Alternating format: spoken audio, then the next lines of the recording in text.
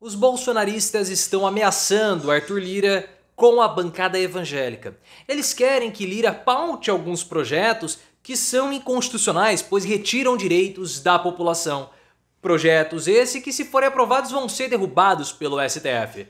Mas isso faz parte daquele auê bolsonarista, que ocupa praticamente metade da frente parlamentar evangélica. E a ameaça é com relação à sucessão de Arthur Lira. Lira fica cada vez mais dependente do PT, porque um dos integrantes da bancada evangélica é o Marcos Pereira, o principal adversário de Lira para 2025 na presidência da Câmara. E eu quero que você coloque nos comentários: Lira agora está nas mãos de Lula? E esse é mais um auê para os bolsonaristas? E o que você achou daquelas análises que falavam que Lula seria refém do Arthur Lira? Erraram? Se você concorda comigo que eles erraram, deixa o like e se inscreva no canal. O Arthur Lira, pessoal, ele está sendo muito pressionado pela Frente Parlamentar Evangélica, que é uma frente muito grande, composta na sua maioria, tem uma maritaca aqui ensandecida ao lado de fora aqui, do lado de fora da minha casa. Eu estou tomando várias picadas de pernilongo na minha perna. Mas essa Frente Parlamentar Evangélica, ela é composta por 203 deputados e a maioria, 77, vem do PL, ou seja, o partido de Bolsonaro. E o que eles querem? Eles querem que o Lira paute algumas coisas que ele não quis pautar ao longo dos 4 anos que ele ficou à frente da presidência da Câmara dos Deputados. Pautas para retirar direitos da população de minoria, como, por exemplo, o casamento, a união estável de pessoas do mesmo sexo, a abolição completa e total da possibilidade da pessoa tirar aquela outra pessoa de dentro dela em casos específicos, e outras questões que já estão garantidas pelo STF, mas nós temos que tomar cuidado aqui para pontuar, porque a plataforma pode interpretar de modo equivocado, tá? Enfim, o Lira não quer tocar nesses assuntos. Por quê? Porque ele sabe que esses assuntos já estão garantidos pela Constituição, são assuntos que, se forem aprovados, o STF vai derrubar, vai provocar desordem institucional e ele quer ser reconhecido como um presidente da Câmara reformista. Só que essa bancada está ameaçando o Arthur Lira com a sucessão dele para 2025 da presidência da Câmara. O que acontece, pessoal? E aí que nós temos que mensurar as coisas. O Arthur Lira, ele tinha como o seu candidato o Elmar Nascimento, e ele errou ao ter antecipado tanto assim a sua sucessão. Agora ele começa a dizer que o Elmar Nascimento, ele não deve nada ao Elmar, que o Elmar pode não ser o candidato dele. Elmar Nascimento do União Brasil da Bahia. E ele vai apoiar aquele candidato que puder lhe trazer maiores benefícios quando for presidente da Câmara. Mas nós temos que fazer contas. A Frente Parlamentar Evangélica tem 203 deputados, de vários partidos. 77 são do PL.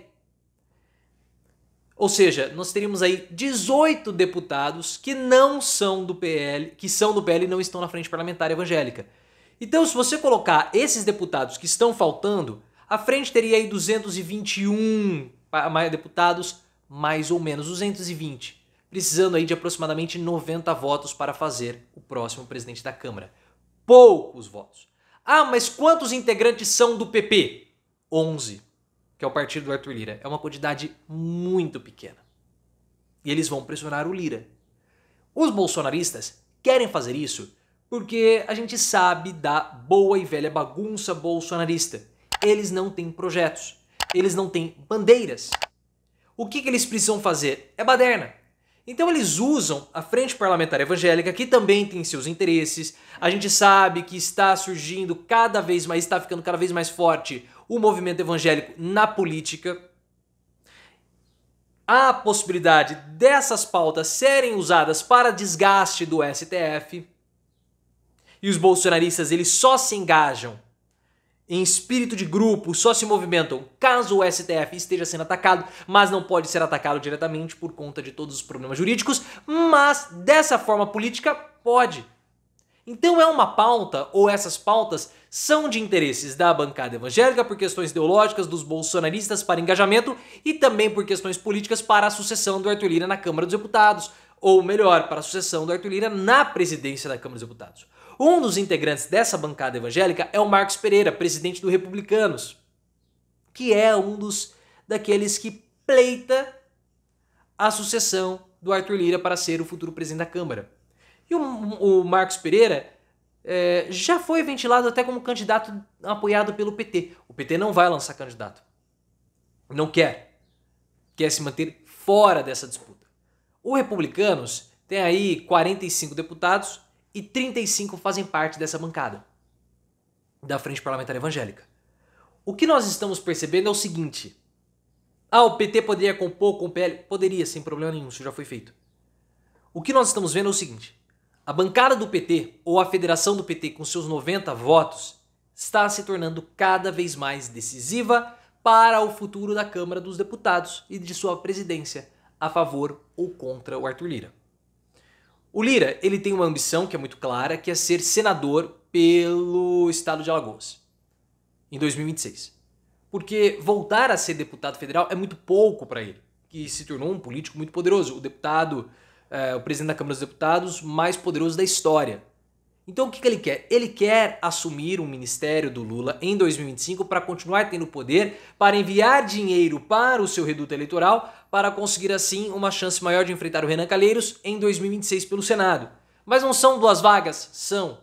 Mas existe uma conta que gera preocupação, que é a seguinte: quem vota em Lira não vota em Renan, e quem vota em Renan não vota em Lira, o que favorece o Rodrigo Cunha, que talvez saia como vice do JHC, prefeito de Alagoas, prefeito de Maceió, que é o indicado, que é o candidato do Arthur Lira. Nós estamos com esses problemas. E além dessas pautas dos evangélicos, o Arthur Lira também tem problemas com o Senado. Porque o Lira, ele tem problemas com o Rodrigo Pacheco, disputas de poder ao longo de todo o período.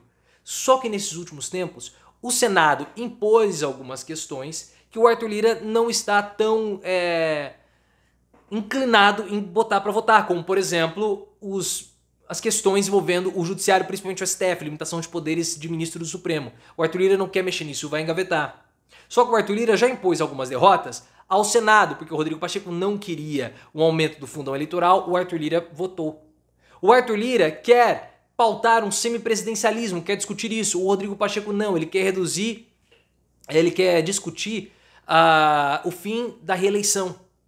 Então são assuntos que vão acabar entrando em disputa em um momento muito delicado, porque o Senado não gostou, a Câmara, o Legislativo como um todo, mas principalmente o Senado não gostou da medida provisória do Fernando Haddad para reonerar a folha de pagamentos. O Senado está pedindo para o Rodrigo Pacheco devolver o texto para o Lula. E por quê? Mesmo o Pacheco sendo um aliado do Lula, o Senado está insatisfeito com a relação que o governo Lula teve com a Câmara e com a proximidade do Arthur Lira. O Senado se sentiu desprestigiado e quer um prestígio igual ou, quiçá, maior do que aquele que o Lula dá para a Câmara.